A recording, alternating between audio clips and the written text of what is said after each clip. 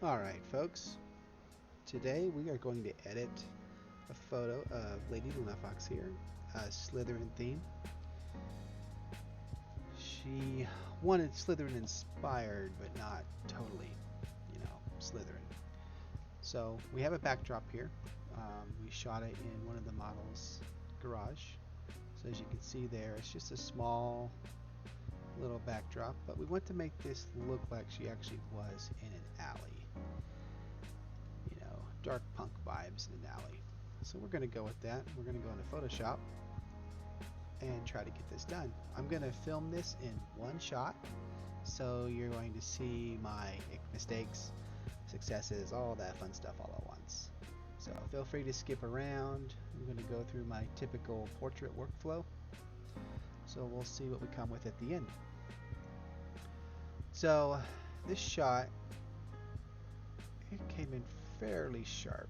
The lens I was using, I was having a little trouble with. It wasn't quite as sharp as I had liked, but this isn't so bad, especially since these will mostly be on Instagram and social media type websites, so it's not such a big deal. We will sharpen it just a little bit. There we go.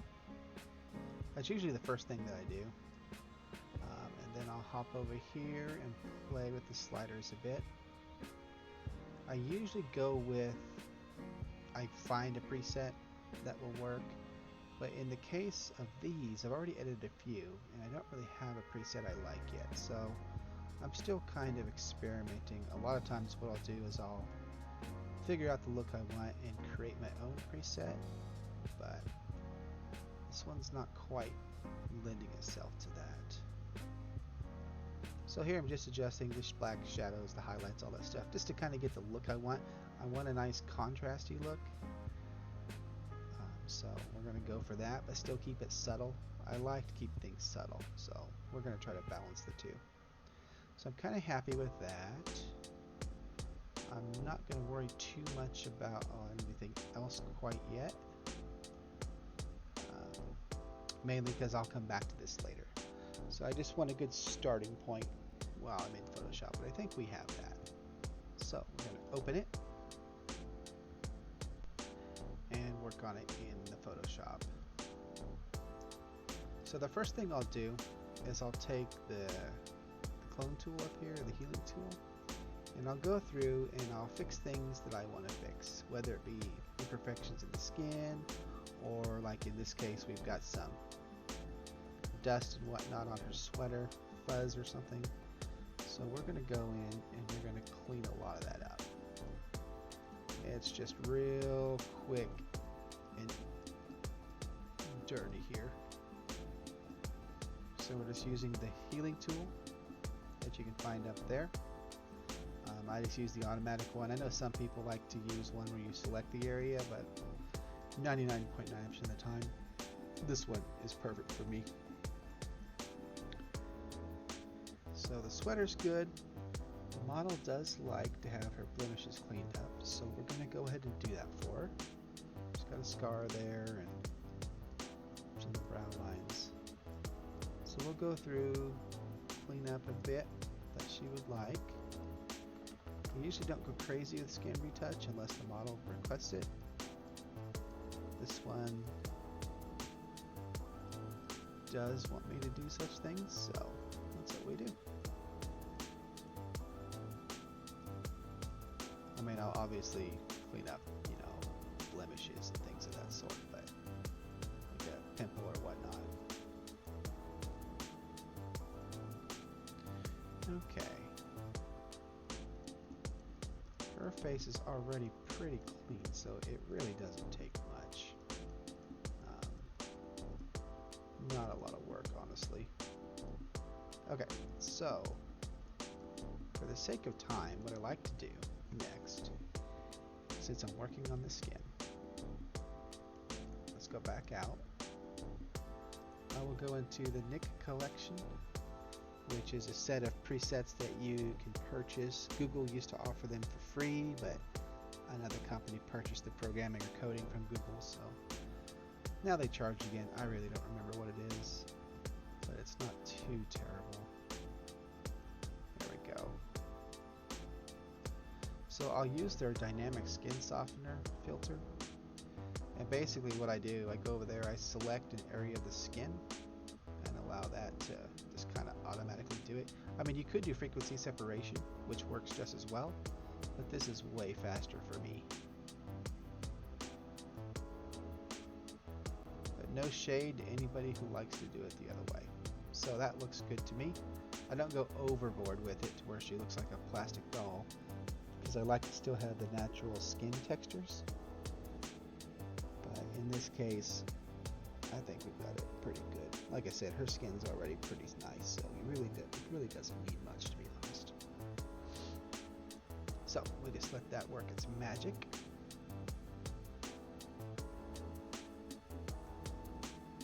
Got it there. A little heavy, honestly, than what I'll normally do, but we're gonna go ahead and roll with it. So I'll flatten it, because I'm very much just want to have destructive editing techniques and do that a lot. So the next thing I'll do is I'll add another layer, and we're going to lighten her eyes up a little bit to show the texture. So I want a white, and a real quick easy way to do that is to click this little thing here, and then you have white. I want white in the forefront, so you hit the arrows to zap it forward. And on our new layer, we're just going to simply paint the white on the color of the eyes. Don't worry about getting up under the eyelid. It really won't matter in the end. So under your blending mode, go down to overlay, and you can see it lightened the eyes quite a bit. That's too much. If I take it away, nice dark, and that's a bit much. It looks like a little crazy there. So we're going to lower the opacity. Usually, for me, it's between 15 and 25 is where I'm happy, because I just want a subtle lightning, not crazy. You get crazy, you don't want people to notice it. You want people just to notice a good photograph. You don't want them to see, oh wow, look at those eyes, that's crazy. Okay, so I think we're good with her.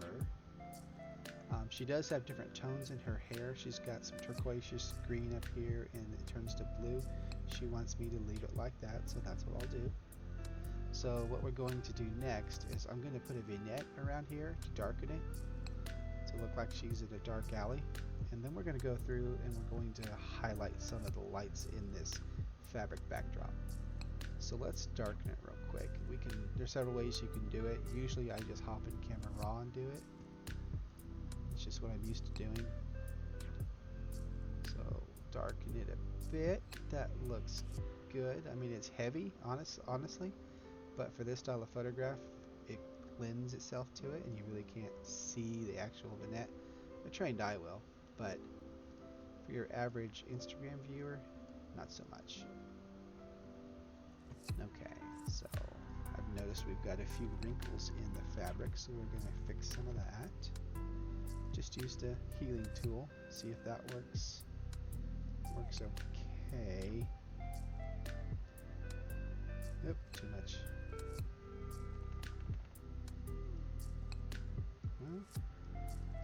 There, that's good enough. And then we have a little bit here. Don't want that. Let's try the patch tool. This is just where you make a selection and slide it down. Yeah, that's good enough. Okay, I think I can live with the rest of that. I do believe. Okay, so what we're going to do, we've got our vignette down, and the reason I did that first is I want to highlight the lights in the background, but I don't want them to be dark, because you know lights aren't dark. That doesn't make any sense. So what we're going to do, we're going to add a new layer. We're going to zoom in a little more so I can see what the heck I'm doing. So we've got these lights up here on this building in the background. We've got this light up on the wall behind her, and then there's a little bit of light spilling on the ground, I assume from this one behind her head. So let's start with these, and you'll kind of get the concept pretty quickly. So we have a new layer. We're going to select a brush. Now usually what I'll do is I'll select a color close to the lights I'm trying to mimic. So in this case, there's a lot of like this goldish color. So we go over here, click on this, and we're going to try to find a goldish color. Something light but gold, if that makes sense. Kind of like that. You could use the eyedropper tool, but I find I have better luck when I just try to pick it myself when I'm trying to do this particular thing. So, I'll just get a nice soft brush and just put a dot everywhere I want this color to be. I try not to do too many of the same in one spot, just because if you're looking at a building, not every room in that building is the same color. So very often, you know, people paint their rooms blue or red or whatever, you know, all kinds of things. So I'll go through and randomly hit these windows.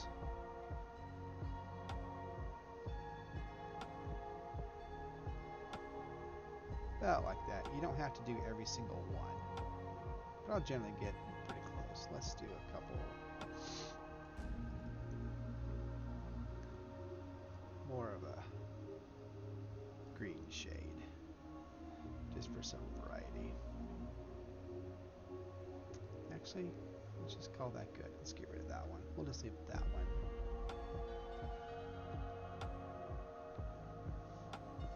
I'm gonna go back.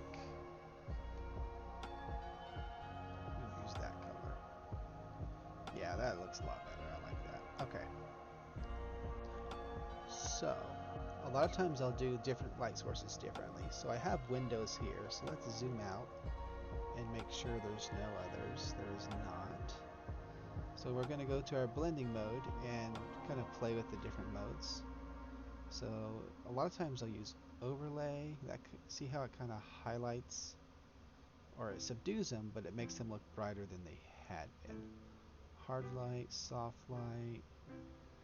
I think in this instance, overlay is going to be pretty good. Let's try it. Yeah, see how it just makes them pop. So it does look more like a nighttime deal. So we'll add another layer. I'm not bothering to name these because I'm just going to combine them all. So let's do this blue right here. So we'll go back to our brush. And we're going to pick a blue color.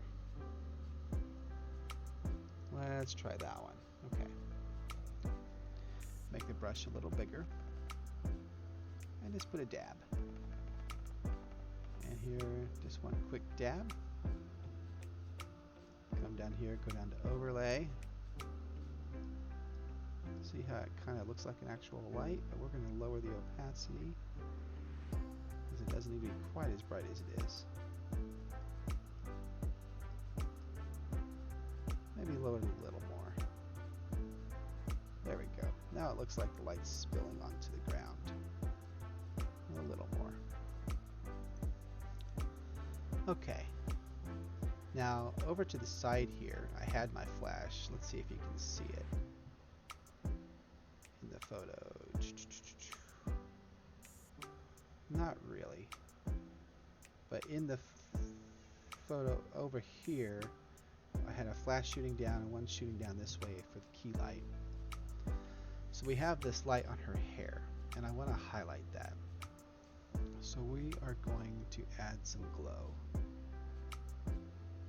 You can do this a lot of times for a sunset, but in this case I want to make it look like there's a street light up here shining down on her head. So we're going to add a layer, but we are going to add a gradient layer. So we're going to switch it to a radial.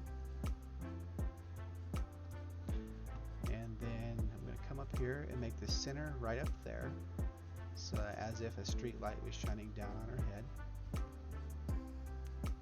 And we're going to go into this and we're going to add a few different shades of color. So add it a little bit lighter, go up here.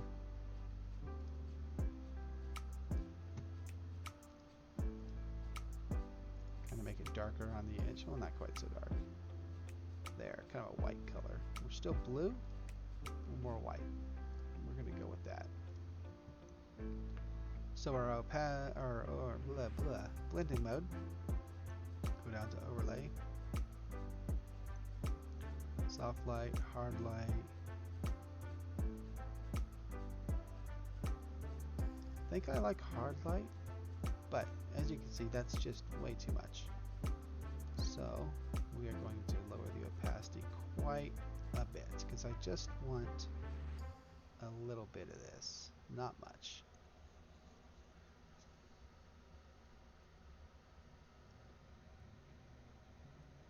There you go.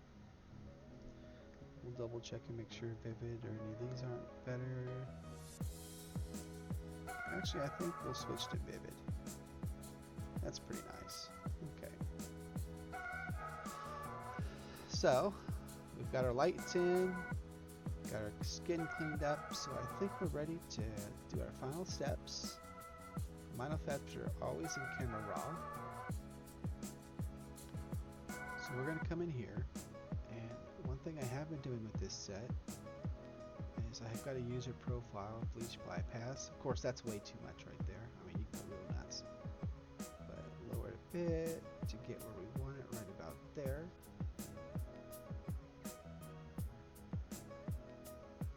Okay. Then we're going to lower the shadows just a bit. Darken our highlights a bit. Back this off a little more.